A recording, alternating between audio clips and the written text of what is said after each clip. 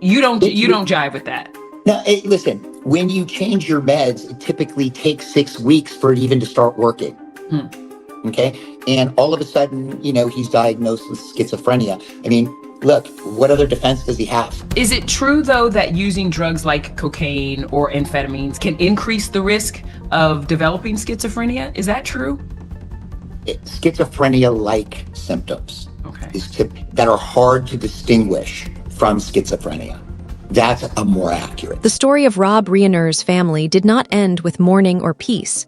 Instead, it began with chaos.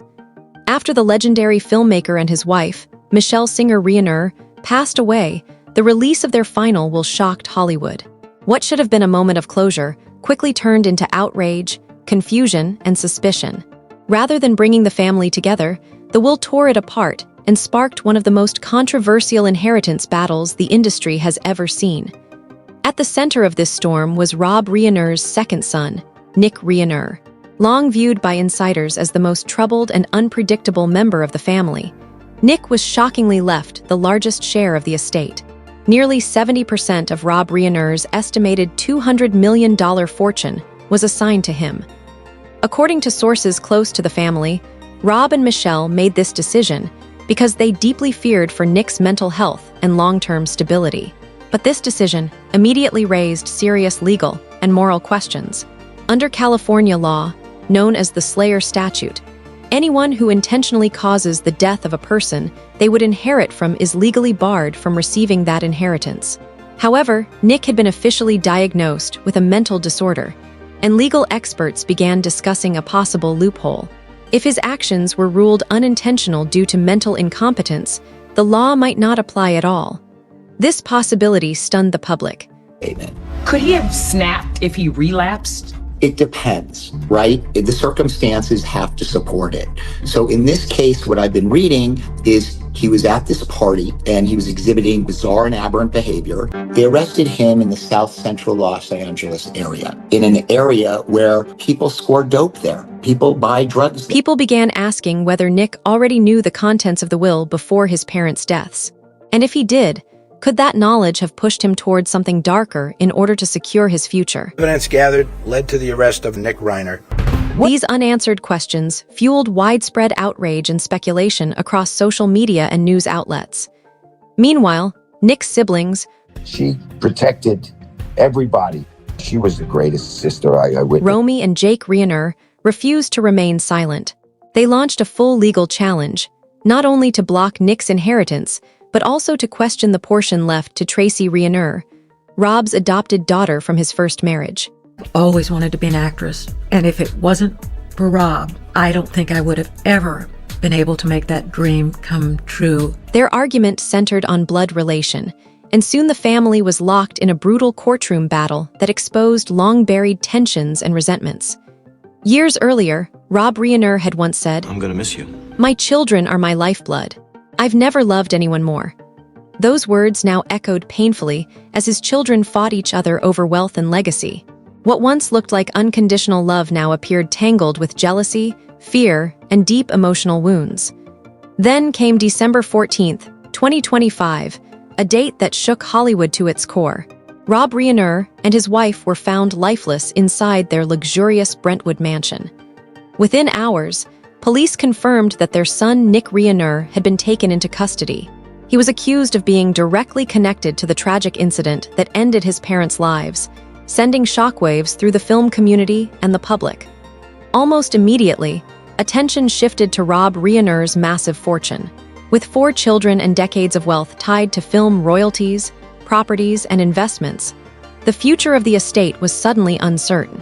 Estate attorney Shaw Weisbart explained that even without a criminal conviction, some people it works, for other people it doesn't work, and it's a process. They say relapse is a part of recovery. a civil court could apply the Slayer Statute if it believed there was more than a 50% chance Nick intentionally caused the deaths. However, the case became even more complicated when mental health entered the picture. The Slayer Statute only applies if the act is proven intentional. If Nick's defense team successfully argues that he lacked mental capacity at the time, the statute may not apply at all. That means Nick could legally inherit the entire estate, a possibility that has outraged the public and divided legal experts. As the legal drama unfolded, a leaked version of Rob Reiner's final will push the controversy to another level. Written roughly 2 years before his death, the document stunned fans and colleagues alike. According to the leak, Nick was set to receive approximately $140 million, including copyrights to legendary films such as The Princess Bride. Do you see addicts that may have been on different types of drugs that have ever blacked out, have gotten violent, and just simply have no idea what they've done? Twice. Could he have been having hallucinations? If you're up for longer than 3 days, you hallucinate all the time, and you're going to be paranoid. There were disagreements, arguments, at times it was really rough. When Harry met Sally, A Few Good Men, and ongoing royalties from Seinfeld, Nick was also reportedly left the family's Brentwood mansion, valued between $10 and $13 million. Ironically, it was the same home where the tragic incident occurred. Should I be looking adoringly at him this entire time as You he's can do whatever you talking? want. To many, this detail felt haunting and deeply unsettling. The rest of the estate was divided far more modestly. And laugh at his stories and relish his natural comic timing and feel lucky all over again to have him as a friend. Tracy Reiner was reportedly left around 20%, approximately $40 million, while Romy and Jake were given the remaining 10%, split evenly between them. The uneven distribution reignited old wounds and raised accusations of favoritism within the family. Rob Reiner also left behind a handwritten message that deeply moved the public. He wrote that each child had their own path, but Nick would need more support than the others. Friends revealed that Rob's greatest fear was not losing his wealth, but losing his son. For years, Rob and Michelle had stood by Nick through addiction. Let's say I had a problem, which I probably did for a while with weed. I was pretty addicted, like 15 to 25 joints a day. I mean, I've been on so many different antidepressant, anti-anxiety meds since I was like 15, 16. I've been suicidal, but never to the point of doing anything or acting on it. Instability and near homelessness. In Rob's mind, leaving Nick the largest share was not favoritism. It was protection. He hoped the inheritance would offer his son one final chance at stability and redemption. But that decision may have unintentionally ignited one of Hollywood's most heartbreaking family tragedies. When the will leaked, the internet exploded. What do you think could be going through his mind right now? As he detoxes, he's going to have a sense of remorse. That's going to be overwhelming. Fans, psychologists, and legal experts debated whether Rob's unconditional love had crossed into enabling behavior.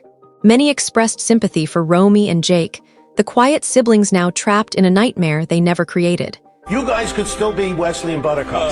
Hopefully we'll remember some of this. We'll remember having done this. One viral comment summed up the world's reaction perfectly. Sometimes love without limits can be more dangerous than hate. And that haunting idea may forever define the legacy of Rob Reiner's final wishes. Filmmaker Martin Scorsese is remembering Rob and Michelle Reiner this weekend after their shocking murders. Scorsese wrote a heartfelt essay in the New York Times in honor of the Reiners. Rob and Scorsese met through mutual friends in LA back in 1970. He wrote in part, quote, "Rob Reiner was my friend and so was Michelle. From now on, I'll have to use the past tense, and that fills me with such profound sadness." Scorsese's emotional essay concluded with a poignant wish, quote, "that one day I'll be at a dinner or a party and find myself seated next to Rob, and I'll hear his laugh and see his beatific face." What happens when a father's compassion turns into the spark that destroys his family? On Forever Fame TV, we're breaking down one of Hollywood's most heartbreaking inheritance wars, where love, money, and tragedy collide in ways no one ever expected. Here was a kid like a deranged person, Trump derangement syndrome. So I was not a fan of Rob Reiner at all, in any way, shape, or form. I thought he was very bad for our country. The moment Rob Reiner's will was officially read on December 19th, 2025, everything changed. Jake Reiner was in Houston when an email from the estate office landed in his inbox at exactly noon. As he scrolled through the numbers, his stomach dropped. 70% of the estate had been left to Nick. Jake and Romy were each given just 5%. Staring at the screen in disbelief, Jake whispered to himself, "This can't be real. Dad promised he'd be fair. Nick already destroyed everything, and now this." Overcome with anger and shock, Jake immediately canceled his plans, booked the first flight back to Los Angeles, and landed that same night. He went straight from the airport to Lyons and Associates, the elite Hollywood law firm that had long managed the Reiner family trust. Inside the glass tower, Jake slammed his hand on the reception desk and demanded to see a state attorney, Teresa Lyons. His voice echoed through the lobby, stopping conversations cold. Teresa Lyons, a calm but formidable lawyer with decades of experience handling celebrity estate disputes, met Jake in a private conference room. She had expected this moment, but Jake's fury was impossible to ignore. She explained that Rob's intent had been to protect Nick, fearing for his mental health and future. But she also warned that with criminal charges now involved, everything could change. The Slayer statute might apply. Jake didn't hesitate. He made it clear that his father's intentions no longer mattered. Nick had taken their parents, and Jake was determined to fight for what he believed belonged to him and Romy. Right there in that office, he signed the papers to launch a civil lawsuit. To strengthen the case, Lyons brought in Mark Giros, a powerhouse attorney known for handling Hollywood's most explosive legal battles. Giros agreed to represent Jake and Romy, arguing that the will was unreasonable and that Nick's inheritance should be immediately frozen under the Slayer statute. The following morning, Jake and Romy sat across from their legal team, surrounded by stacks of documents. In the center of the table was a folder labeled Reiner Estate. Romy stared at the page showing 70% allocated to Nick, her voice shaking as she asked why their father would do this. Jake echoed her frustration, pointing out that Nick was set to inherit not only $140 million, but also the Brentwood house where the tragedy occurred, while they were left with what felt like scraps. Romy's frustration turned to tears as she questioned why Tracy Reiner, their adopted sister, was receiving 20%, far more than either of them. Jake agreed, bitterly noting that Tracy already had a stable life and career, while they were being punished for standing on their own and never asking for anything. Their attorney calmly explained that if Nick were convicted, his inheritance would be void under the Slayer statute. However, Tracy's case was different. As a legally adopted child, California law treated her the same as a biological heir. Challenging her share would require proving Rob was not of sound mind when he wrote the will, an extremely difficult task. But Jake and Romy refused to back down. They demanded the estate be frozen entirely until the case was resolved, insisting that no one outside their immediate bond should profit from what they saw as a nightmare. Just when it seemed the conflict couldn't grow any more intense, another twist sent shockwaves through Hollywood. Tracy Reiner decided she would not stay silent. Learning that her siblings planned to challenge her inheritance, she hired her own high-powered legal team and prepared to fight back. Tracy argued that she had been the glue holding the family together for years, caring for her parents and managing family tensions behind the scenes. To her, taking away her share wasn't just unfair, it was a personal betrayal. She brought in David O. Carter, one of Hollywood's most respected inheritance attorneys, who immediately issued a firm legal warning to Jake and Romy's team. Carter's letter made it clear that Tracy's rights as a legally adopted daughter were equal to any biological heir. Any attempt to exclude her, he warned, would be met with full legal resistance. The statement exploded across headlines, turning a private family dispute into a three-way legal war. As court filings flew back and forth, the public became obsessed. Social media erupted with debate. Some sided with Jake and Romy, saying they were fighting for fairness and their parents' true legacy. Others defended Tracy, pointing out her loyalty and presence when the family was falling apart. Yet amid the chaos, one painful truth stood out. If Rob and Michelle Reiner could see what was happening, they would be devastated. The Los Angeles Police Department is now conducting an investigation at this residence here on Chadbourne, and that investigation will continue over the coming days. Friends described them as deeply devoted parents who always put family before fame. Rob, despite his massive Hollywood success, was known for his warmth, humor, and constant presence in his children's lives. That devotion ran especially deep when it came to Nick. Rob and Michelle poured years of love, time, and resources into helping him battle addiction and instability. They even collaborated with him on the film Being Charlie, hoping it would reconnect him with purpose and family. It was meant to be a fresh start. Now, all that love has turned into heartbreak. As the siblings battle in courtrooms, Rob's words, "Family comes first," echo painfully through every legal document signed and every argument made. Meanwhile, attention has shifted to Nick Reiner himself. Despite facing the most serious accusations imaginable, his calm demeanor has baffled the public. His choice of defense attorney, Alan Jackson, Bad news? What else? We get out of Vietnam or something? Don't be a wise guy, huh? one of Los Angeles' most expensive and powerful lawyers, raised immediate questions. How could Nick afford a legal team charging thousands per hour? Sources claim Nick's strategy is clear. One of the most creatively satisfying experiences any actor could have. He plans to center his defense around mental health, not only to reduce criminal responsibility, but to protect his inheritance. If successful, he could legally retain his $140 million share, including film rights and the Brentwood mansion. Some insiders believe this strategy may have been planned long before the tragedy. First you have to be friends. You have to like each other. Then you're Nick. This could go on for years. Investigators have reportedly traced legal fees to assets Nick controlled beforehand. I took it because Nora Ephron is directing. She's a friend and you do things for friends. Suggesting he may have prepared financially for this exact scenario. If true, it paints a chilling picture of calculated foresight rather than chaos. If I give you any more collagen, your lips are going to look like they got stuck in a pool drain. Experts remain divided. Some see Nick as both victim and aggressor, shaped by addiction and mental illness. Others believe his actions were too deliberate to ignore. The line between compassion and accountability $26,000 worth of sides? What are these sides that cure cancer? Well, what's more unbelievable, that Leonardo DiCaprio's a Jew or that I'm his father? has never felt more blurred. Beyond the courtroom drama lies Rob Reiner's extraordinary legacy. His $200 million fortune was built through decades of iconic work, from All in the Family to founding Castle Rock Entertainment, and creating timeless classics like The Shawshank Redemption and When Harry Met Sally. His real estate empire, including the Brentwood mansion and Malibu beachfront property, was meant to secure his family's future. Instead, that fortune has become the weapon tearing them apart. What began as a story of love and protection has turned into a tragic cautionary tale. Was Rob Reiner's endless compassion his greatest strength, or the root of his family's destruction? Can the Reiner family ever heal, or has this scandal gone too far?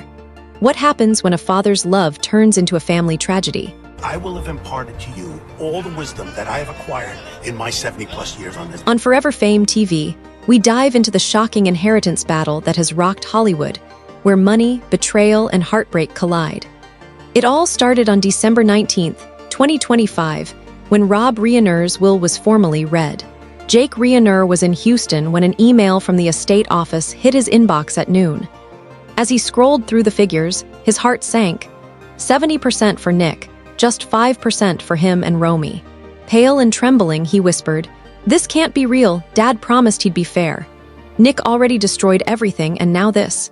Fueled by shock and anger, Jake canceled all plans. Really what motivated me to do Misery, because there's a lot of humor in it. There's a lot of laughs in Misery, but it He's also the has best.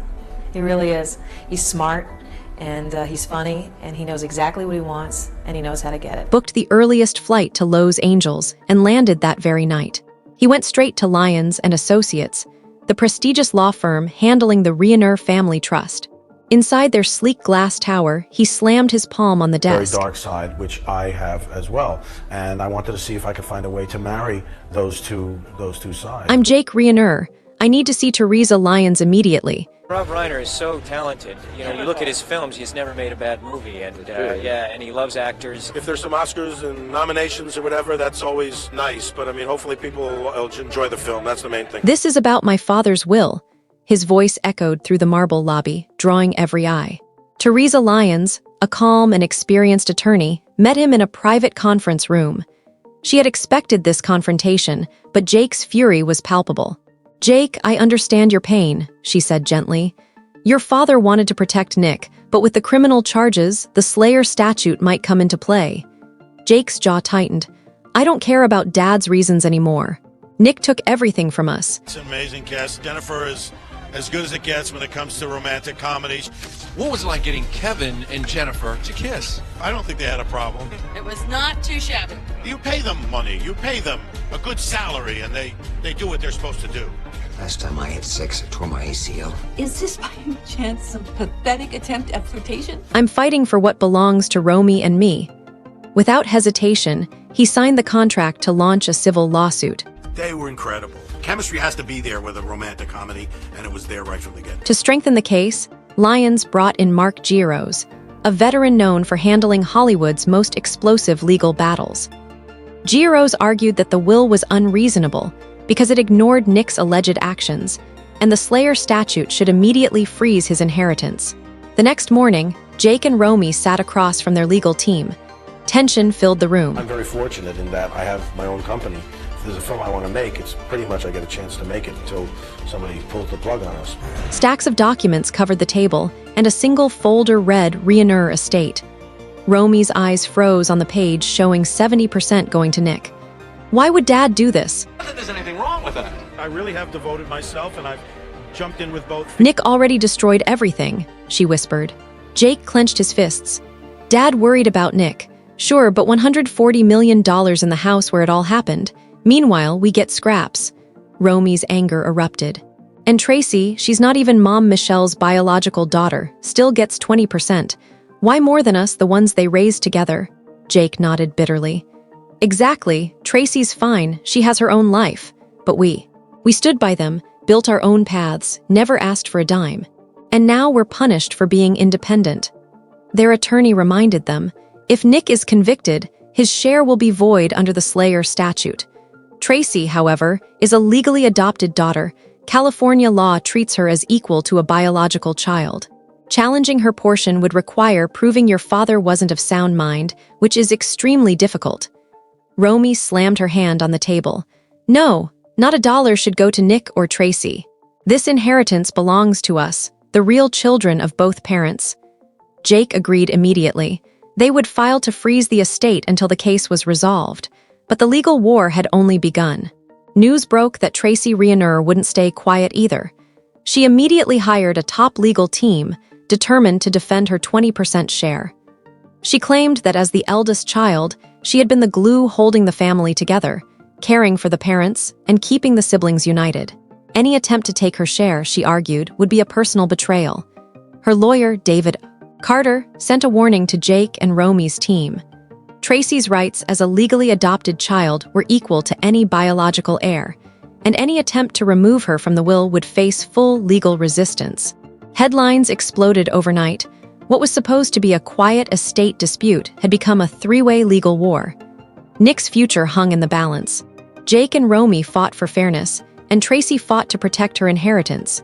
Court filings flew, law firms buzzed with strategy, and the media descended on downtown Los Angeles.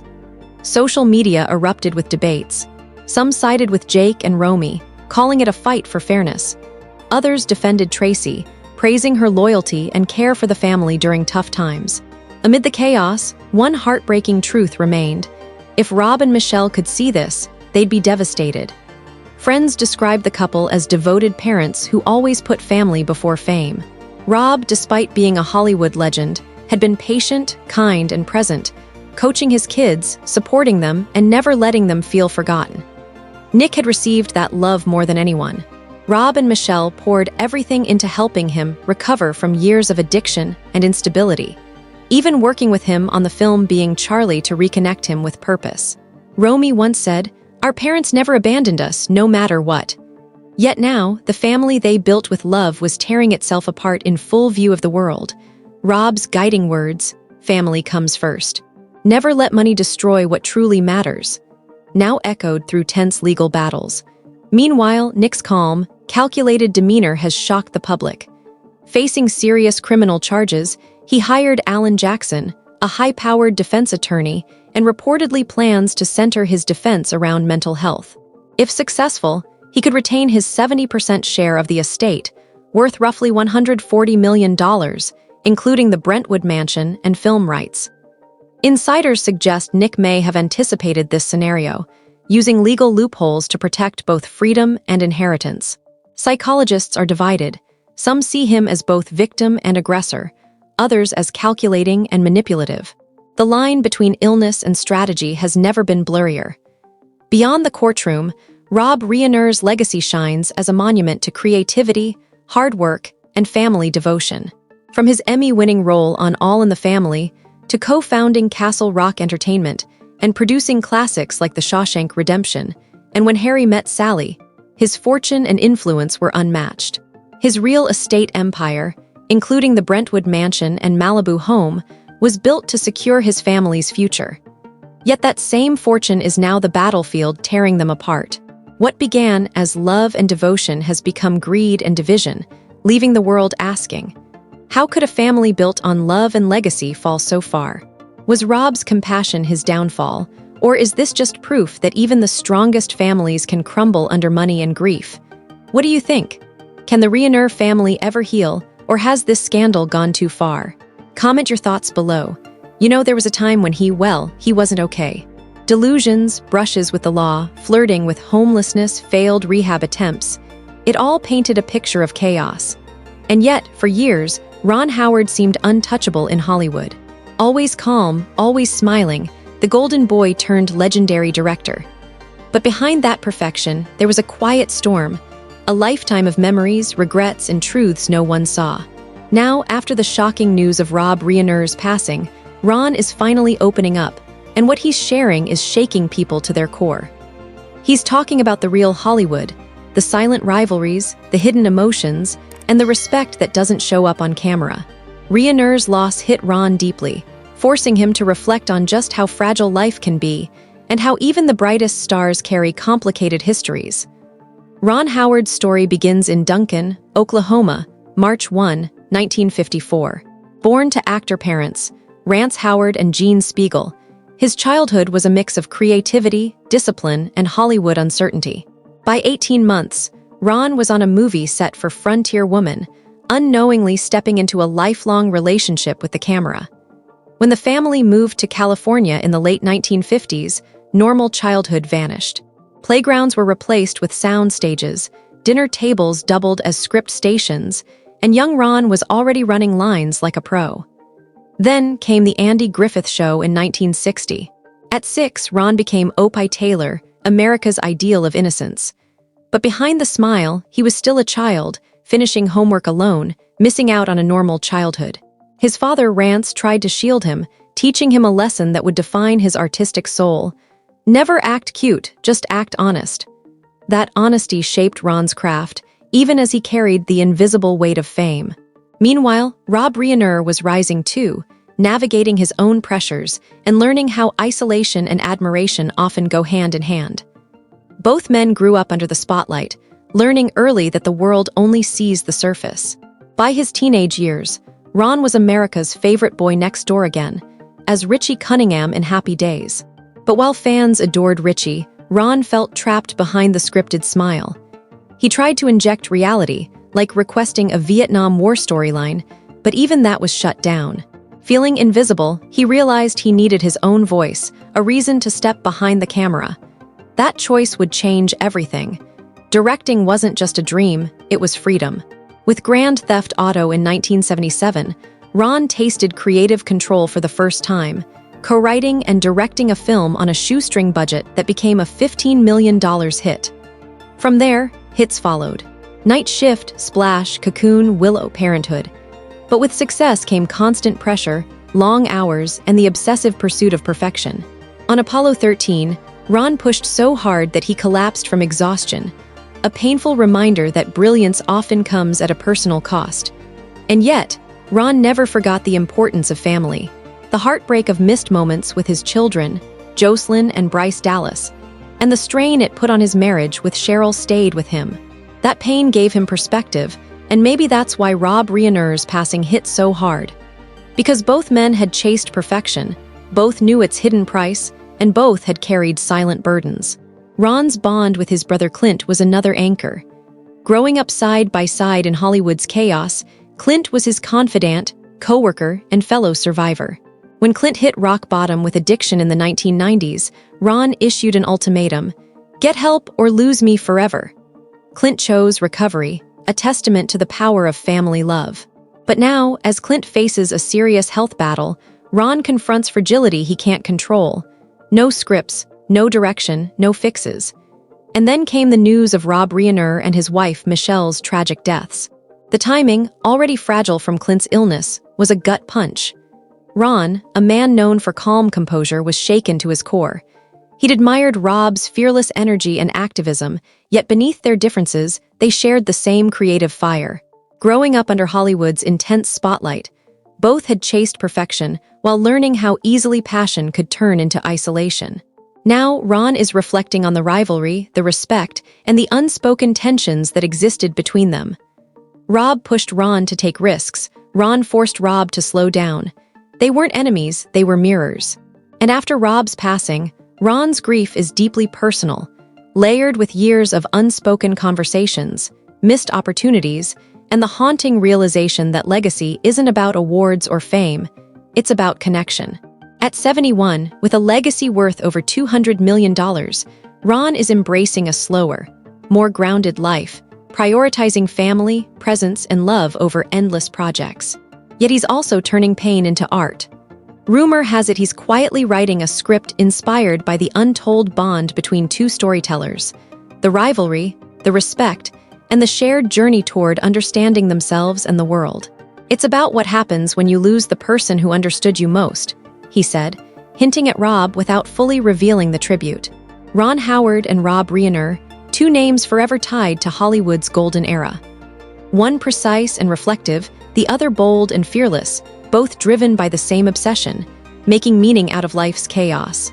And in Ron's reflections, we see the ultimate lesson. Fame fades, awards lose weight, but love, family, and human connection endure. The shocking case involving Rob Reiner and his family has taken a mind-blowing twist, and honestly, it's hard to wrap your head around. Rob Reiner, a Hollywood legend, known for decades of unforgettable films about love, family, and human connection, found himself in a real-life tragedy straight out of a movie, but terrifyingly real. His son, Nick Reiner, has already been open about his personal struggles, but no one could have predicted the events that would unfold on the night of December 13th, 2025. That night, Rob and his wife Michelle Singer Reiner attended a festive Christmas party hosted by Conan O'Brien. The room was sparkling with holiday lights, music, and laughter. But witnesses later said something felt off. An argument broke out between Rob and Nick. This wasn't a minor disagreement. It was tense, loud, and unsettling, leaving everyone uneasy. Nick's behavior was described as strange, almost unrecognizable, hinting at deeper issues simmering beneath the surface. Fast forward to the next morning. Rob had even confided in a few close friends that he was genuinely afraid of his own son. What started as concern became a horrifying reality hours later. In the early hours of December 14th, tragedy struck at the Reiner home in Brentwood. Their daughter Romy Reiner, unable to reach them, discovered the unthinkable and called for help. Paramedics and police arrived to find both Rob and Michelle unconscious. Investigators were puzzled. There were no signs of forced entry, no alarms, no neighbors hearing anything unusual. Whoever was involved knew the house intimately, every step measured, every move deliberate. Suspicion quickly turned toward Nick, who had checked into a Santa Monica hotel shortly afterward, appearing calm, polite, and seemingly normal. But when authorities searched his room, evidence linked him directly back to the Reiner home, tying him to the crime. Here's where it gets even more intense. Nick's defense is reportedly going to plead not guilty by reason of insanity, a rare and complex legal strategy. Essentially, he could argue that while he committed the act, he didn't fully understand what he was doing. That plea could drastically change the courtroom battle, and his attorney, Alan Jackson, one of the top criminal defense lawyers in the country, known for high-profile cases and expert in mental health defenses. This signals a long, exhausting legal showdown ahead. But let's step back for a moment. To understand what happened, we need context. Nick struggled with substance abuse for years, entering rehab multiple times. Rob and Michelle poured time, love, and money into helping him, funding programs, supporting his recovery, even including him in projects like Being Charlie, a film inspired by Nick's own life. For a while, it seemed Nick had found purpose and structure. But relapses returned, instability crept in, and the tension inside the family never fully eased. That tension boiled over that fateful Christmas party. It wasn't just an argument, it was the breaking point of years of struggles, fear, and heartbreak. Investigators later confirmed that the attack was close, personal, and sustained. Forensic evidence showed multiple sharp force injuries, suggesting deliberate action rather than a single moment of impulsivity. Nick's first court appearance on December 17, 2025, was tense and surreal. Wearing a harm prevention smock and escorted by deputies, he stood silently as charges were read. 2 counts of first-degree murder with special circumstances, the harshest charges California allows. If convicted, he could face life without parole or even the death penalty.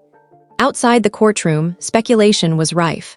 How was Nick funding such a high-powered defense?